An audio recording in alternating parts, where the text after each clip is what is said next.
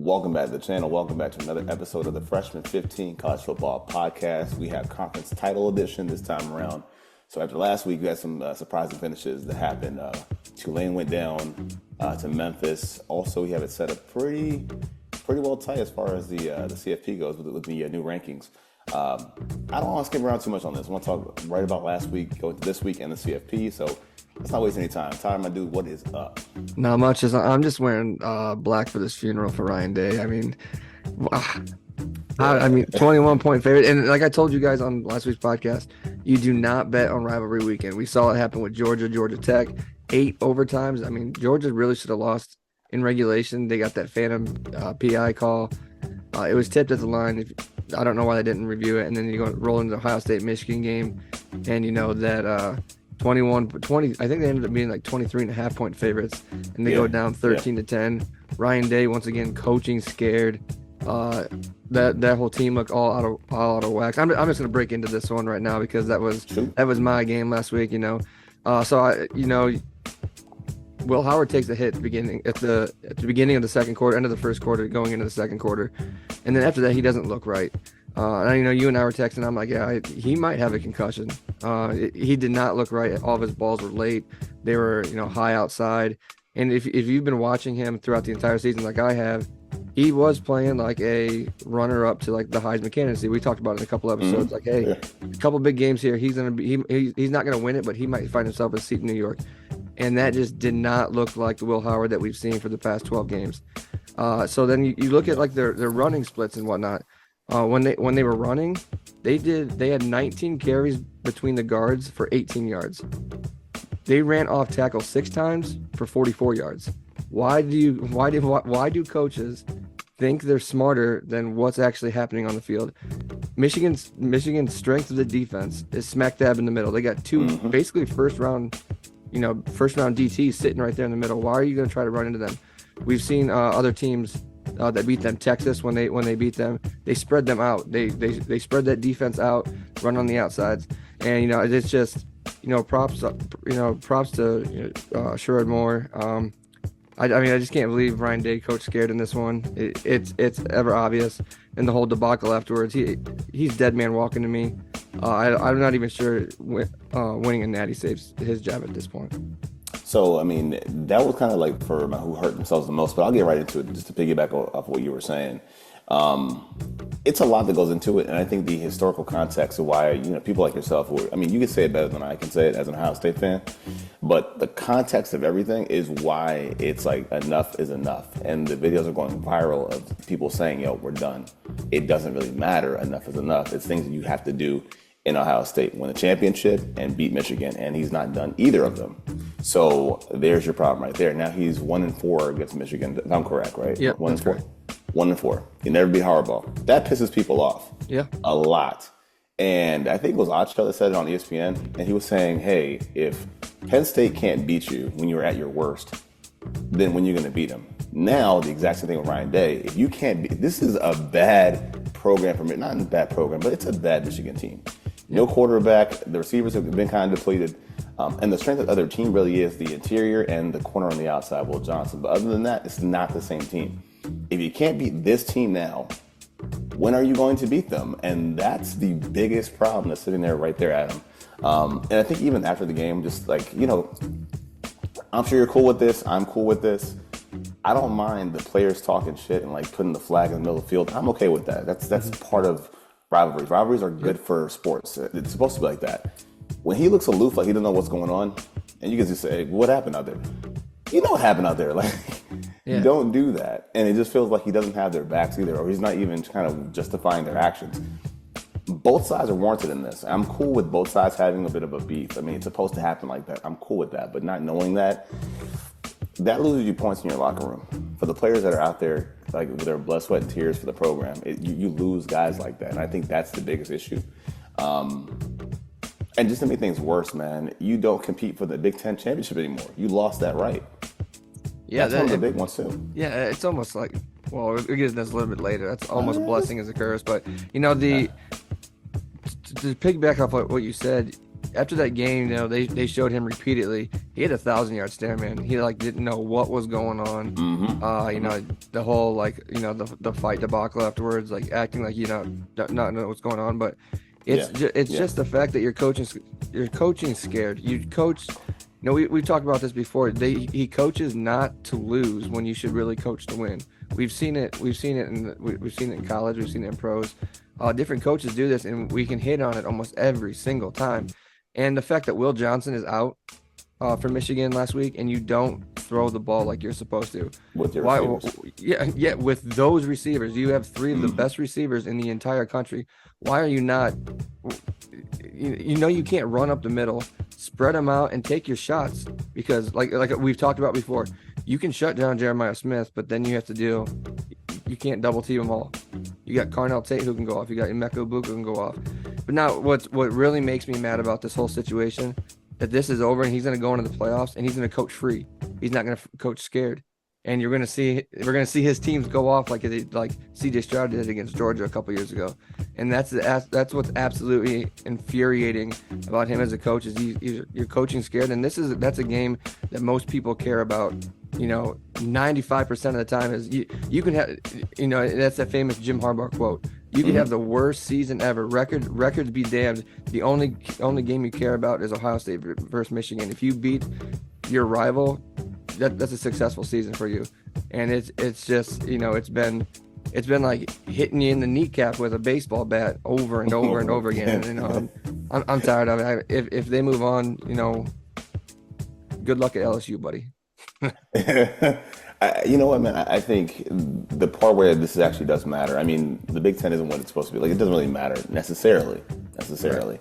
But the fact that you're going to lose a shot to get the bye, I think that was important. I think getting the bye was most important for your players, not having to play a game. And who knows how things are going to shake up ultimately. I think they're still going to host a playoff game anyway, so it's not that bad. But I think it does matter. And you broke some news to me earlier as far as who might be looking at that job if he's not going to be there. So, shoot. Yeah, there's a possibility that a former coach that, you know, Urban Meyer could possibly be heading back to the Ohio State Buckeyes, which would make me, you know, as a person, he's a crappy person, but he's a hell of a football coach. So, yeah. Gotta love college football, man. The retreads and selling your soul for championships, man. Gotta love that. Yeah. But yeah, man, that wraps that part up. And we'll get back to the CFP, man. That's a big thing I want to kind of wrap the show on. And we'll kind of breeze through these games last week. A&M in Texas. And a big shout to our guy, Pat, who gave us kind of the ins and outs of this game. And everything he said, for the most part, worked out. I think A&M would have been blown out way worse if, one, Ewers was healthy, and two, they kind of had their way about their offense. I think for A&M without Le'Veon Moss, it's just not enough, and it puts too much on Marcel Reed to carry it all by himself with his legs. And he's not much of a thrower. I mean, not yet. He's got time, but he's not much of a thrower. And for me, watching them, their main threat is the tight end, so they lack explosiveness all the same because of that. But it came out to maybe like 5 plays in that game. The fourth down stops by Texas, the throws by Ewers, the one to Golden for 44 yards, and the great throw to Jadon Blue in the end zone, and the call on 4th and 2 to Arch Manning, of all people, running the football for a touchdown. Never said that before in a Manning family. Ran for a score, and it mattered. Longer than 10 yards. But I think that's just a testament to what they have. I think Sarkisian is having the best run. He used both quarterbacks the way that they're supposed to be used. I mean, in the right times. I think he picked the spots properly, and it worked out for them. But I think it's great for them. And they ran the ball well, too. I think Wiseman had over 100 yards. So it's one thing that A&M used to have that Texas also has now in their back pocket. And I think that's the key for Texas. And I think for them, it's nothing but smooth sailing. They'll play Georgia in the title game, but we'll talk about it later, but they should be good to go. So any thoughts on that one? No, so you talk about Arch Manning, you know, and how he's used, and we're going to talk about him used as a weapon.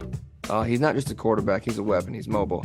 So I'm going to swing that into the game that I called for the upset pick when I called South Carolina beating Clemson. And that you talk about 2 quarterbacks that were used as weapons. They weren't just strictly quarterbacks; they were used as weapons because they accounted for all the touchdowns in that game.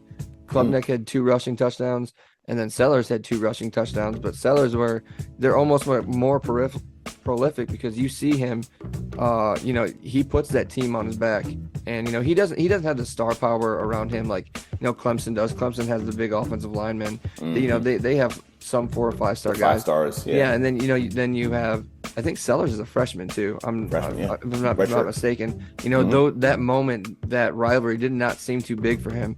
And he like embraced it. He sees the field, he feels the pressure, and he does what he has to do. And him being not just a quarterback but being an athletic weapon, let them win this game. Led them to win this game. But the fact that they're sitting just on the outside because they lost games earlier in the season when he ended up getting hurt and he was out. That's what really hurts them, because they are a very fun football team to watch. But I'm glad that I called South Carolina Gamecocks beating the Clemson Tigers. Nice call, man. I mean, that's one of my dynasty teams in NCAA. But I've gotten to see that they do have talent. When you watch them on TV, they got talent, and I think that's the key. I think why they're so good as well is the quarterback is unflappable. I think Beamer as a coach is starting to round out even better as a coach as well. Yes. Yep. But he's surrounded by upperclassmen talent too. Now, on both sides of the ball. Hemingway, Sanders, Kennard. The running backs are solid. The tight end's solid. There's good talent there, and I think they're just playing inspired football. They're trying to prove a point, and they're doing a great job at it. Hold that thought with them too. And I'll scoot right through my upset pick. I had Tennessee losing to Vanderbilt, which, to be fair, first it half looked close. That way. Yeah, Man, I think when the kickoff went to Cheryl, I was like, okay, this is getting kind of crazy. Then Sampson fumbles, and it's like, okay, 14-0.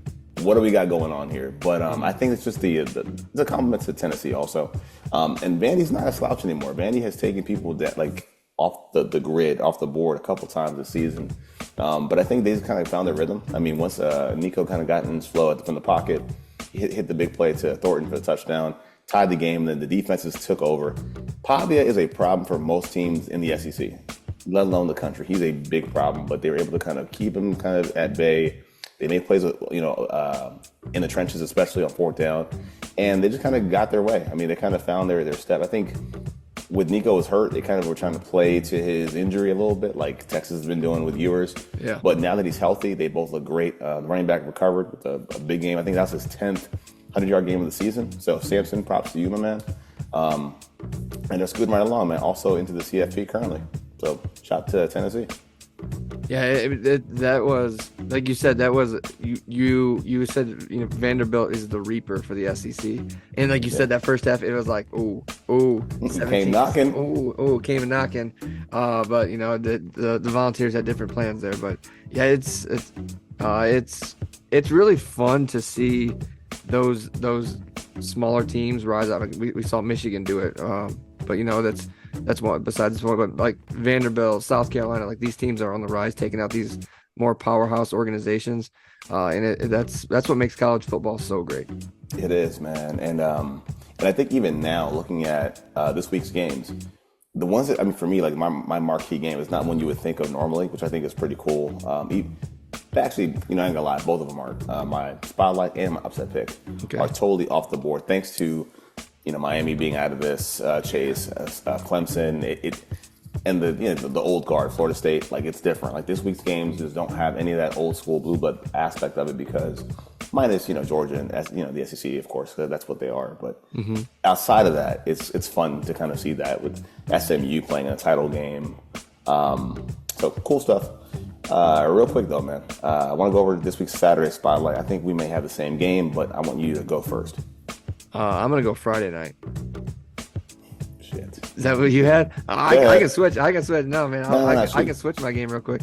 No, it's just that we get to see. I think Jeanty gets like his first real time to shine on TV, where everyone's gonna be watching these championship games. Everyone's heard about Travis Hunter, and Jeanty, he's slowly been chasing this Barry. I don't think he's gonna get it, the Barry Sanders yards record. I don't think he's gonna get there, but I mean he's the definition of putting a team on your back and going. And now they get to play UNLV again, and I actually like UNLV.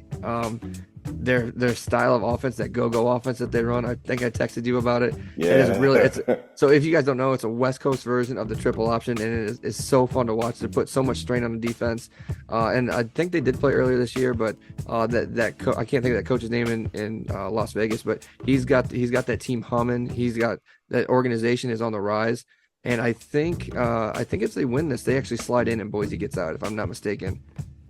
It's a possibility. I think that's correct, but I'm not entirely sure. But yeah, that's the game that I want to see. Is I want to see how Jeanty does. 'Cause I don't think I've really paid really much attention to Boise State play this year. But no, I want to see how a future Dallas Cowboys going to look on national TV.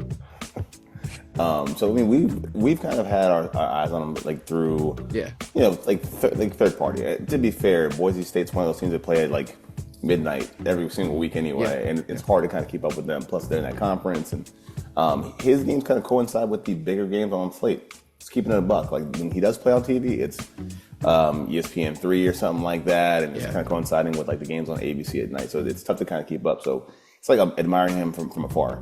But I think the reason why this game is also my Saturday spotlight is because of what's going on. But I think it's fair to kind of talk about UNLV because they had their own, I won't say NIL issues.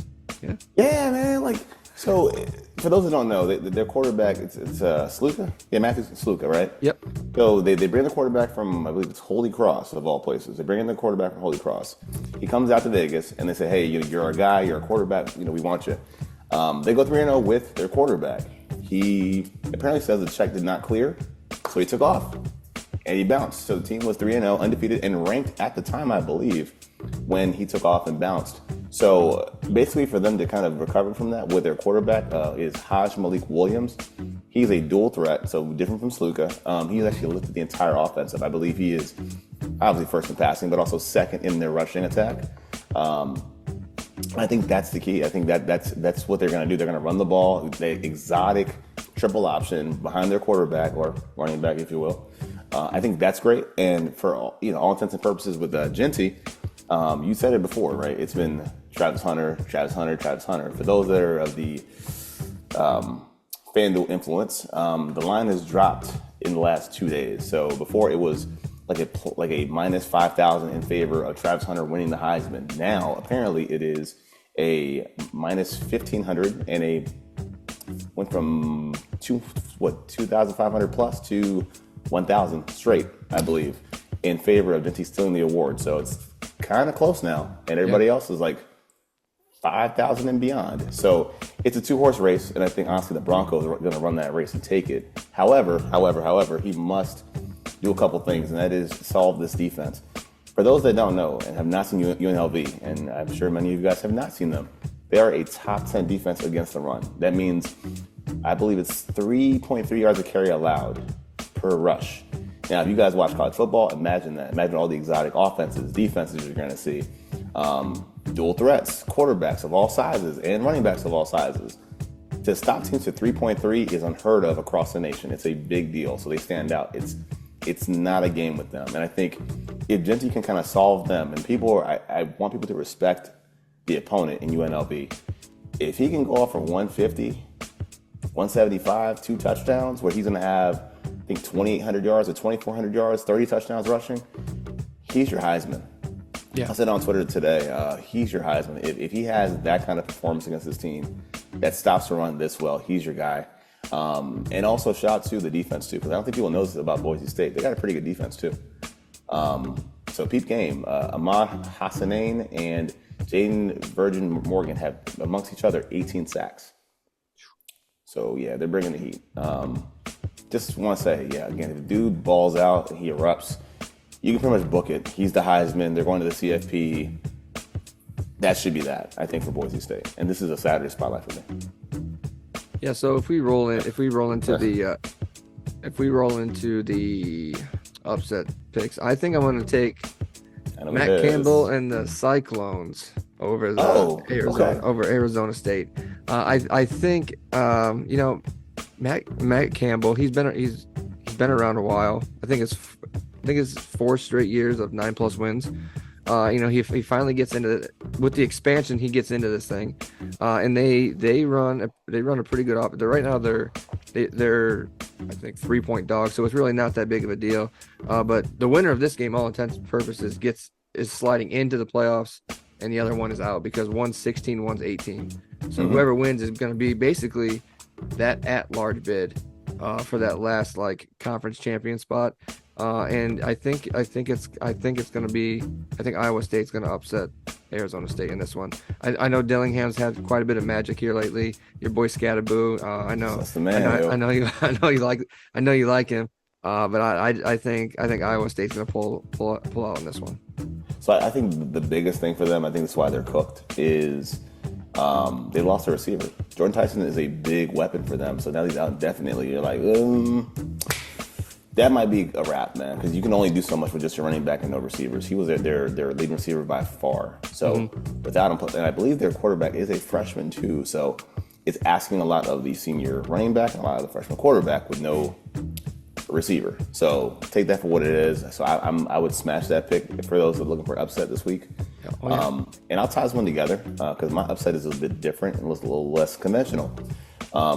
This season has been fun. Like college football this year has been fun. It's been unexpected. It's been fresh, dare I say, in the best way with this expanded playoff and everything that goes down. Like we say every week does matter, but I mean, it really does matter every single week once you kind of get past Columbus Day, right? And for me, my upset pick is going to be Army over Tulane. And Tulane, I think it would be fair to say that they have kind of like the wind out of their sails when you lose to Memphis the way you do. And they were kind of like that dark horse that kind of snuck in or could have snuck into the CFP. I think that's done. I think they're kind of, deep sigh. I think it's over for them. However, I do feel like maybe Army could be that move. And I only say it because if you have a situation where, let's say, for example, Iowa State does go and win against Arizona State, and and it's not impressive. It's not flashy or whatever the case is. It's just that they barely made it, where both teams are very ineffective on both sides of the ball, which could happen. And Tulane gets smoked by Army, you may have a shot, I think, if you're Army. And Army, they play like Navy. We kind of know how the Armed Forces always plays because they don't have, 5-star recruits. Correct, yeah. So it's going to be a lot of triple option, a lot of chewing the clock, a lot of trying to, score in the red zone. And just, Jason Garrett your way to a victory every single week. That's kind of what Army likes to do. I will say this, though. Unlike Navy, they seem to be a lot more disciplined in what they do. Like, they don't turn the ball over as much. They're very, very protective of the football. That's how they play. And I feel like the two styles are the same, but they're not the same team. And the one thing I will say about Army versus, say, Navy, their line is big. Like their line is big. Like they got guys that are 6'4", 330, like 3'4", like they're a big offensive line. One of them is also a Louisiana native as well. I cannot say his name, Connor Fiuncey. Dean Kane. I can't say it. I'm sorry, sir. But he's a big dude, man. That's gonna have a great day, I think. And the running back Kanye Udo is also a good compliment to Daly. So I think for Army, if you're 12-1, excuse me, 12-1, champ of the double AC. I think it's a pretty good resume, man, honestly. And I've got to look back to what their loss was. I want to say it was a loss I would understand. I think it might have been Notre Dame or something like that. Yeah, it was Notre Dame. So, again, respectable, man. I think if they manage to do that, 12-1, they're champion of the conference. Give them a shot, man. Give them a shot. But that's what I would say, and I'll talk about my rankings in a bit now. But, yeah, man, that's what I'm looking at. So, yeah, we roll into this. We were texting earlier about when these rankings came out. So we're going to roll right into these rankings now. So do you want to go to the top 15, let's say the top 15 as they are, or top 25 as they are, or do you want to do the bracket? So if you can somehow screen share what you sent me, because that's where my outrage really lies. Okay. All right. So we have CFP rankings with the projected bracket. It's going to show up here on the screen. So we have Oregon 1, Texas 2, Penn State 3, Notre Dame 4, Georgia 5, Ohio State 6, Tennessee 7, SMU is 8, Indiana 9, Boise State 10, Alabama 11, and then Arizona State would be 12, but they're actually 15 with the at-large bid. First team out would be Miami. That's at 12, and then the second team out is Ole Miss at 13. So your first round was, I think this is probably where you get upset. Arizona State versus Penn State is round 1. Tennessee and Ohio State is round 2. Alabama, Notre Dame is round 3. Indiana, Georgia. Sorry, that's still round 1. Those are the games that are playing in round 1. Sorry.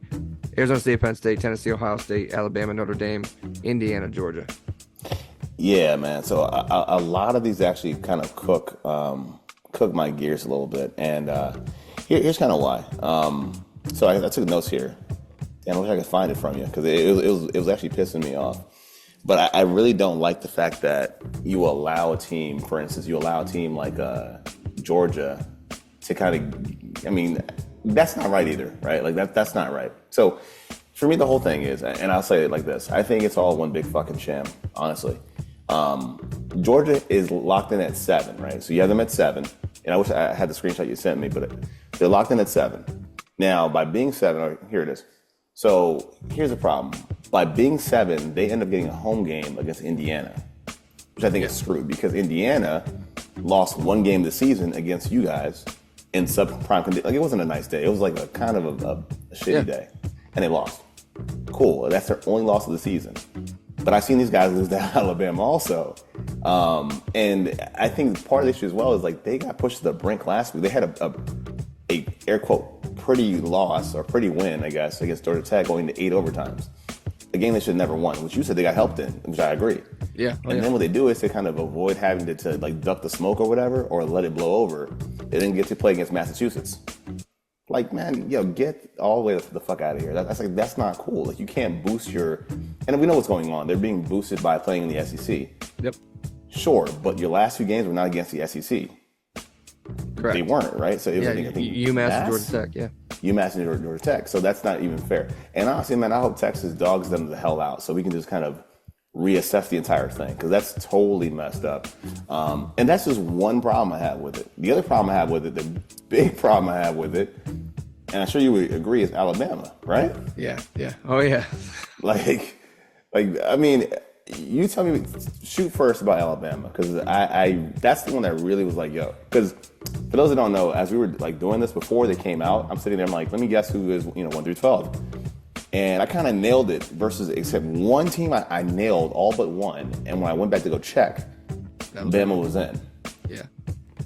And I actually had Clemson in originally over Bama, so when I saw Bama, I was like, dude, this is some shit, and it pissed me off, man. But what is your beef with Bama so that we can kind of get that clear? Okay, so my beef with Bama is sometimes they look like they could be one of the top teams in the nation, and the next game they are bottom dwellers. We've seen it when they lost to Vanderbilt, and they just don't look good all the time. And that's straight coaching. But the thing is, and I think this is why they got in over South Carolina, which I'm mad because last week on the CFP show they said, "Hey, what have you done for me lately?" That's what we're going off of, right? Mm-hmm. That what have you done for me lately? But that's not what they went off this week because if you look at South Carolina, like I said, Sellers got hurt against LSU, and then so they lose to LSU. I think, and then I know that they lost to Alabama. South Carolina did. So they had Alabama has the head-to-head over South Carolina, but like we've talked about before, that South Carolina team is completely different than the South Carolina team that is playing now. That's why you do the "What have you done for me lately?" Because I mean, this goes all the way back to the beginning of the college football playoffs, like when this whole thing started. Because when Ohio State wins their national championship way back when, they lost to Virginia Tech that year. Their second game of the season, they lose to Virginia Tech, and then they sneak in, and because they were hot at the end of the season, and they continue their hot streak, blah blah blah. And I think that's one of those things that's like you say that you're using one metric or a part of a different metric, and you go completely against it because you want to slide another team that's going to bring you some more money into this thing. And it's kind of frustrating. And then the other frustrating thing for me, I know you want me to talk about Alabama, I'll let you talk about them in a second, is the whole fact that Clemson is still getting the chance to play in this title game against SMU. Does that mean if they win, Clemson's going to slide? Because they're nowhere to be found right now. If Clemson wins, is SMU out and Clemson getting in? Because that's really going to make a lot of people mad. It is, and I still had him at 12. Gotcha. I had him at 12. And here's the thing: if you're gonna, I don't like Bama being forced into it. I really don't like that. And again, they have 3 losses. Their last 3 games are against Mercer, a blowout loss to Oklahoma, and Auburn, Yep. That's not enough. If you're going to say, Correct. okay, what have you done lately? That's not enough. Yo, you have to penalize teams for playing these PTO games at the end of the year. Like, Yep. it's We talked not about cool. It's like, yo, that's the biggest issue. Outside of that, I'd say everything's mostly reasonable. I mean, and I won't like fight and kick too much about it. Like, it's fine. But the incessant bending at the knee of the ulster of the SEC has got to stop. Like, that's where we have a big issue with it. And I will say this, I'll give them some credit, and like a sliver of credit is that you're very bold to put SMU that high and Boise State over Notre Dame. That's super high. That's bold. It's respectable. It's super bold. And maybe it's a bit of a get back for them losing to Northern Illinois, possibly. Not sure about that. But I mean, as far as Bama being in here, all this stuff is really the fault of Miami. Miami, that's your fault. You played it tight every single week of the year. That's your bad. You shouldn't have had this bad crap defense, Cristobal. That's on you. So it's tough, man. I mean, do you have like your preferred 1 through 12 out of curiosity? No, I don't. But though I think the one thing that's confusing a lot of people is like, so wherever you're ranked in those 1 through 15 or whatever they're going to call you, isn't what you're projected inside the playoffs. So let's say like previously, Oregon was 1, Ohio State was 2, yada yada yada yada yada. Texas was 3. Ohio State was actually the 5th seed because they were the best. They were the best team that wasn't a conference leader at that time. So that's why Boise State sitting there at 4 right now, but they're actually ranked like what 11th or something like that. So I think that's what's throwing a lot of people off because the CFP committee themselves, they're saying, hey, this is the numbers I'm giving them. We're done now. And then ESPN in the show is like they're the ones who's projecting what this playoff's supposed to look like, what these brackets are supposed to look like, and these they're assigning different numbers, blah blah blah. So like if you're just gonna say, hey, like to have Arizona State in right now at 15, and then first team out is Miami at 12, and then second team out is Ole Miss at 13. You look at that, you say, why isn't Miami playing against SMU? They only have 2 losses. SMU has 1 loss. They should be playing in the ACC championship against each other, and not Clemson, who is a 3-loss team. Against and Miami's left out there. Like we've talked about, like Miami. They're not as good as the sum of all their parts is not as good as what everyone thought they were because they played a lot of Cam Ward, bless his heart, played a lot of hero ball this year. It came back to haunt him, but I think that's one thing that they got to fix is like the rankings. I think it's confusing a lot of people because, like I said, what you're slated in that 1 through 15 or whatever isn't actually what's showing up inside the bracket itself. Yeah, and that's the thing. And I know I would have had it differently if this didn't matter. I would have. And I know we're on time now, but real fast, man. If I had it my way, I would have done, in regards of brackets for whatever conferences, I would have done 1 Oregon, 2 Texas, 3 Penn State, 4 Boise.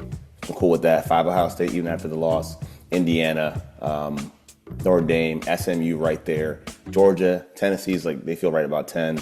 11, Arizona State, if you got to play it this way. And if you got to put Bama in there at 12, I wouldn't, but I would prefer Miami, South Carolina, or even at 15, kind of sneaking in would be Army. It's just not the way it should be, man. Again, I can kind of understand their rationale for like protecting the winners, the top 4, how they do that. But again, I just think it's really messed up that the SEC caught a big break here. And in this bracket, this projection that they're going to end off with home games in the pre-quarterfinals. It sucks, man. Yeah. And so one thing that was mentioned, the CFP chair, Ward Manuel, I think I sent this to you. He did say this. He confirmed that the order is set between teams that are no longer playing. So teams that are not playing cannot be adjusted where they are compared to other teams that are not playing. So like you look at like Ohio State, Tennessee, Notre Dame, Penn State, those teams are stuck.